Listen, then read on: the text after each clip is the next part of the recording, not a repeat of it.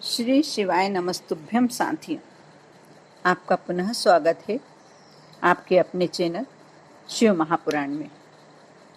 मुझे बहुत ही अच्छा लग रहा है आप लोगों का इतना प्यार और सम्मान पाकर। मुझे आप लोगों के सकारात्मक कमेंट्स पढ़कर बहुत ही एनर्जी मिलती है, एक जुड़ाव सा हो जाता है। मैं आप लोगों के साथ ये उपाय बांटती हूँ और आप सभी इसे करके सफलता प्राप्त करते हैं। ये सब करके आप मुझ पर नहीं बल्कि भोलेनाथ पर विश्वास करके सफलता प्राप्त कर रहे हैं। आप लोगों के विश्वास और प्रेम के कारण मैं और भी पुराणों, ग्रंथों, शास्त्रों की जानकारी आप लोगों के साथ अवश्य साझा करने की कोशिश करूंगी। आप सभी के बहुत सारे प्रश्न होते हैं, सभी के उत्तर एक साथ देना और तुरंत देना संभव नहीं होता। मैं उन प्रश्नों में से कुछ प्रश्नों के जवाब लेकर आपके सामने उपस्थित हूँ। मैंने एक शिव महापुराण का उपाय कोई मनवांछित कामना के लिए, ऐसा उसका टाइटल था, वो बताया था। उसमें आप लोगों ने बहुत सारे प्रश्न किए हैं। बहुत से भक्तों ने पूछा है प्रदोष काल क्या होता है, क्या वो प्रदोष व्रत के दिन ही होता है, प्रदोष के दिन ही होता है। तो प्रदोष काल के बारे में बहुत ही अलग अलग मान्यताएं हैं। अनेक विद्वानों ने प्रदोष काल का अलग अलग वर्णन किया है, किंतु हिंदू धर्म के अनुसार, शास्त्रों के हिसाब से देखा जाए तो प्रदोष काल सूर्यास्त के 45 मिनट पहले से शुरू होकर सूर्यास्त के 45 मिनट बाद तक होता है। आप इस 1.5 घंटे को, ये वाली अवधि जो होती है, इसे प्रदोष काल मान सकते हैं। और प्रदोष काल प्रदोष के दिन ही हो ये सब जरूरी नहीं है। प्रत्येक दिन यह संध्या के समय प्रदोष काल माना जाता है। और प्रदोष काल में होने वाली कोई भी पूजन आप निसंकोच कर सकते हैं।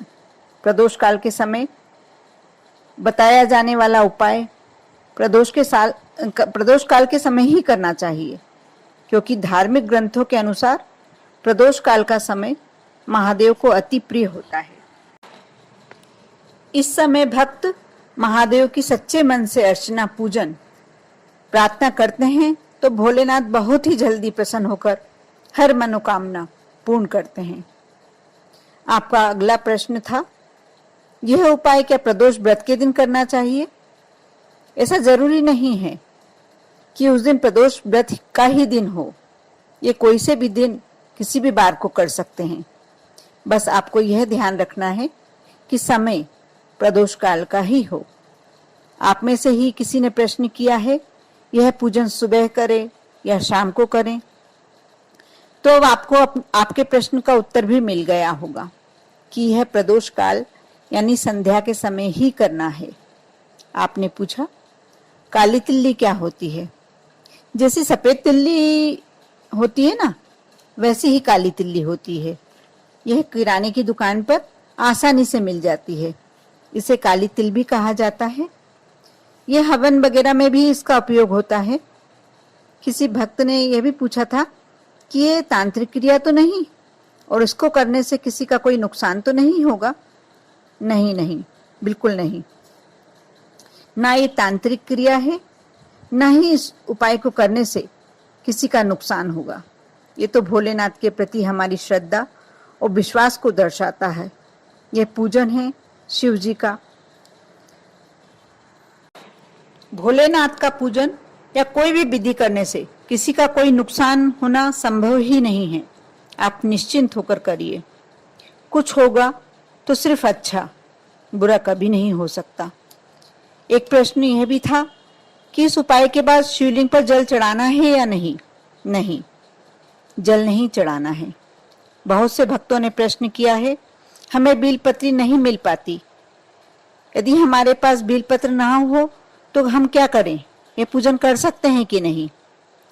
आप यह कर सकते हैं, जिस शिवालय में आप पूजन करने जाएंगे वहां शिवलिंग पर यदि पहले से बेलपत्र चढ़े हुए हैं तो आप उन्हें लेकर धोकर वापस शिव जी को चढ़ा सकते हैं, या ये उपाय भी कर सकते हैं। शिवलिंग पर चढ़े हुए बेलपत्र धोकर वापस शिव जी पर समर्पित किए जा सकते हैं, इसका कोई भी दोष नहीं है। आपने पूछा मंत्र क्या बोलना है? कोई मंत्र नहीं बोलना। जब बीलपत्री की मध्य पत्ती पर शहद लगाएं तो शिव जी का ही एक नाम चंपेश्वर महादेव मन ही मन बोलना है, और जब आसपास वाली पत्ती पर चंदन लगाएं तो शिव जी का एक और नाम अवधूतेश्वर महादेव बोलना है। आपको फिर भी कुछ संदेह हो तो यह वीडियो देखते समय स्क्रीन पर यह दोनों नाम दिखाई देंगे, आपको और अच्छे से समझ में आ जाएगा। आप में से ही किसी भक्त ने यह भी पूछा था कि अंगूठे से लाल चंदन लगाना है या हनी, तो आप ये ध्यान रखिए, ना अंगूठे से लाल चंदन लगाना है और ना ही हनी। बीलपत्री को हथेली पर रखकर अंगूठे से बीलपत्री को ही पकड़ना है, यानी अंगूठे से बीलपत्री को थोड़ा सा दबा के रखना है। अगला प्रश्न, बीलपत्री शिवलिंग पर चिपकानी है या जलहरी पर? बीलपत्री शिवलिंग पर ही सामने की ओर चिपकानी है।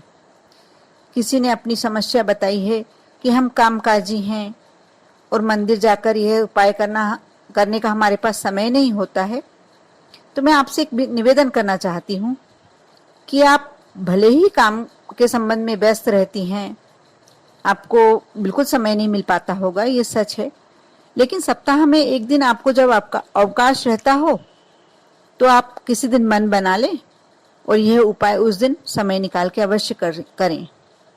आप यदि अपने मन को तैयार करेंगे ना तो आपके पास समय निकल ही आएगा।